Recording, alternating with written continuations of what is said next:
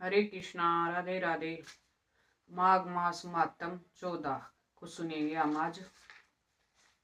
भगवान विष्णु और सूर्य देव की पूजा करने से व्यक्ति को पापों से मुक्ति मिलती है और मृत्यु के बाद के मोक्ष की प्राप्ति होती है। मान्यता है कि माघ के इसी महीने में किसी पवित्र नदी या गंगा में स्नान करने से हमारे सारे पाप नष्ट हो जाते हैं। और गंगा में स्नान करते समय में गंगा स्तुति या गंगा स्तोत्र का पाठ करने से सभी पापों का अंत हो जाता है। जो हमारे बहुत सारे पिछले जन्मों के पाप होते हैं उनका अंत भी होता है और व्यक्ति को मोक्ष मिलता है। जब हमारे सारे पाप खत्म हो जाते तो हम शुद्ध होते हैं, तभी हमें मोक्ष मिलेगा। अगर आप कहीं भी बाहर स्नान करते हो तो गंगा स्तोत्र का पाठ जरूर से जरूर करना चाहिए। अब हम श्री गणेश जी महाराज और अपने गुरुदेव को याद करते हुए माघ मास मातम 14 को सुनते हैं। गणनायक है शंभु सुत विघ्न हरो गणराज, सकल कलेश संताप को तुरंत मिटा दो आज। बोलो गणेश जी महाराज की जय।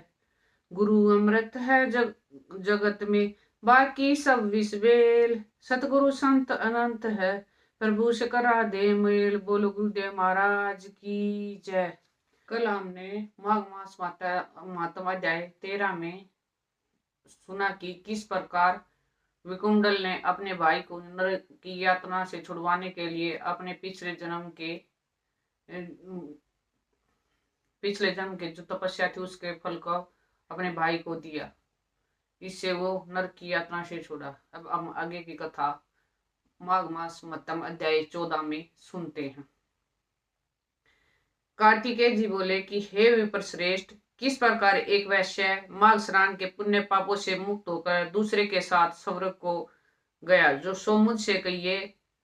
तब दत्तात्रेय जी कहने लगे कि जल स्वभाव से उज्जवल, निर्मल, शुद्ध, मलनाशक और पापों का धोने वाला है।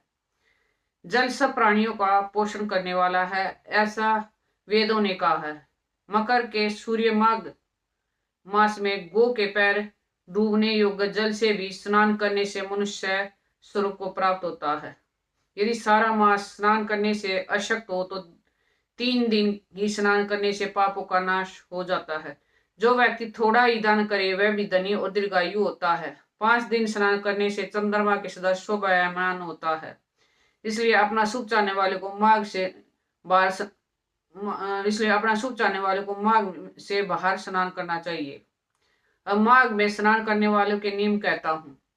अधिक भोजन का प्रयोग नहीं करना चाहिए, भूमि पर सोना चाहिए, भगवान को त्रिकाल पूजा करनी चाहिए, ईंधन, वस्त्र, कंबल, जूता, कुमकुम, धरत, तेल, कपास, रुई, वस्त्र तथा अन्न का दान करना चाहिए।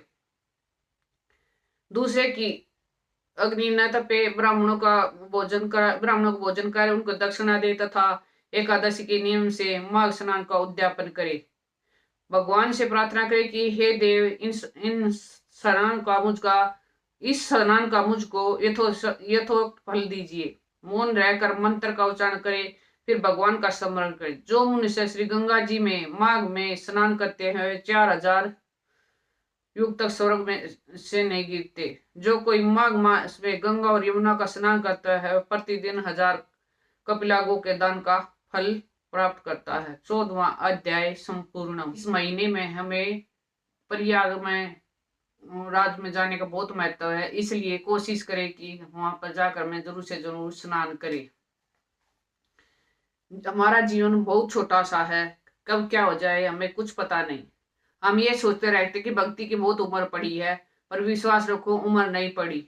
अब इसे शुरू करोगे तभी तो बाद में कर पाओगे, वरना जीवन यूं ही चला जाएगा और हम कभी भी नहीं कर पाएंगे, हमारा कल कभी नहीं आएगा।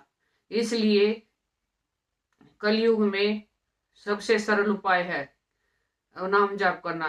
तभी तो पुराणों में भी कहा गया है कलयुग केवल नाम आधारा।